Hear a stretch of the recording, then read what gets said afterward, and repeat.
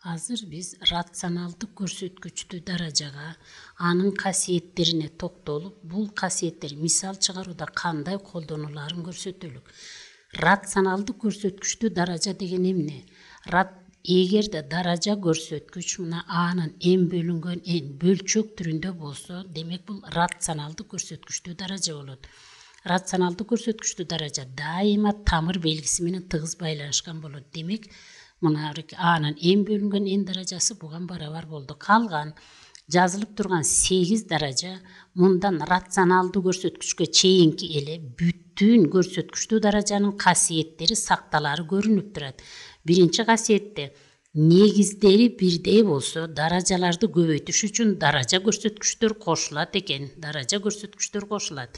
Экинчиде болсо, даражаны даражага көтөрүш үчүн даража көрсөткүчтөр көбөйтүлөт экен. Бул буга дагы кайталам буга чейинки эрежелер. Ал эми бөлүм негиздери бирдей болгон учурда бөлүүдө даража көрсөткүчтөр кемитилет экен. Төртүнчү касиетте көбөйтүндүнү даражага көтөрүш үчүн ар бир көбөйүүчүнү ошол даражага көтөрөт экенбиз. Бешинчи касиет бөлчөктү даражага көтөрүш үчүн алымын да, бөлүмүн да ошол даражага көтөрөбүз. Алтынчы касиетти жакшылап карасаңар, мурда көрсөтүлгөн аныктоонун гана тескерисинчеси болуп турат. Биринчиде оң сол жакта эң бөлүнгөн эң даражаны тамыр түрүндө жазып алсак, алтынчыда болсо ошол эле кайра кайталанганы көрүнүп турат. Бу дагы негизги касиет экендиги көрүнөт. Жетинчиде болсо терс даража. Терс даража дайыма бөлчөк түрүндө жазылат. Бир бөлүнгөн анын оң эле даражасы түрүндө. Демек, терс даража бөлүмдө оң даража болуп жазылат. Ал эми каалаган сандын 0 даражасы 1-ге барабар. Муну каалагандай түшүнсөңөр болот. Мисал үчүн 5-тин 0 даражасы деле 1-ге барабар. Же болбосо 1000-дин 0 даражасы деле 1-ге барабар. Демек, каалаган сандын 0 даражасы 1-ге барабар. Эми бул касиеттер бөлчөк чыгарууда, мисал чыгарууда кандай колдонуларын көрсөтөлү. Мына мисалдарды чыгарыш үчүн биринчи кошулуучу, мынакей биринчи кошулуучуда даражасы терс болуп турат.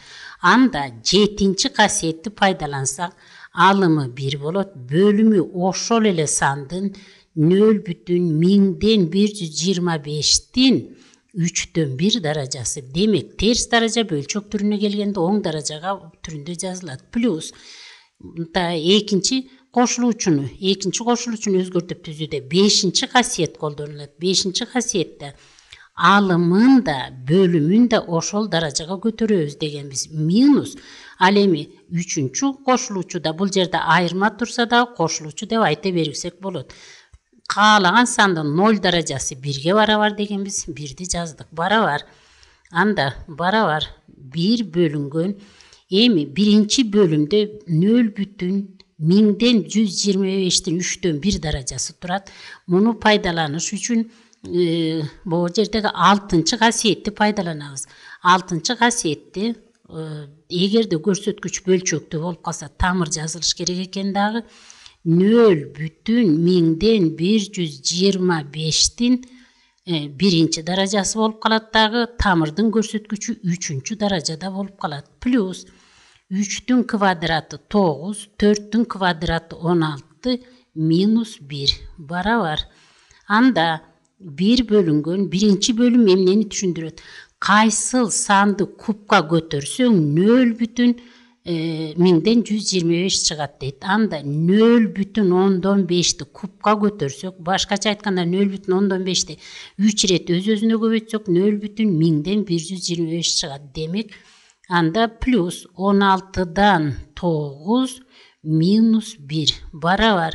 1-ди 0,15-ге бөлсөк 2 чыгат. Плюс 9 бөлүнгөн 16 минус 1 барабар.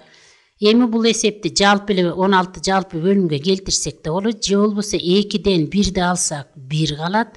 Минус 16-дан 9 плюс. Бул жерде 16 9-дун алды плюс турат. Так барабар. Жалпы бөлүм 16 болот. 16-ны 1-ге бөлсөк 16. Так плюс 9 барабар 16'dan 25 boldu. Demek, bul esepti çıgaruda özüңөр görüp turasыңар, жогоруда көрсөтүлгөн касиеттердин көпчүлүгү пайдаланылды. Өзгөчө рационалдык теңдемелерди, туюнтмаларды чыгарып жатканда анын эң бөлүнгөн эм түрүндөгүсү бул рационалдык көрсөткүч болду. Бул тамыр түрүндө жазып алсак да болот экен, эн даражасын эм даражага. Ушул барабардык солдон оңду көздөй гана окулбастан, кээде оң жагы берилсе, солду көздөйдө окуу ыңгайлуу болот. Окуу же болбосо эсепте пайдалануу. Демек, оң жагы берилсе, мына оң жагы берилсе, мына жагы берилсе, сол жагында түрүндө жазып алсак болот экен, даража түрүндө. Же мына беркинде даража түрүндө берилсе, андан тамыр түрүндө жазып алсак болот экен. Кайра кайталайм, бул барабардык оңдон солду көздөй, солдон оңду көздөй да эсеп чыгарууда көп пайдаланылат экен.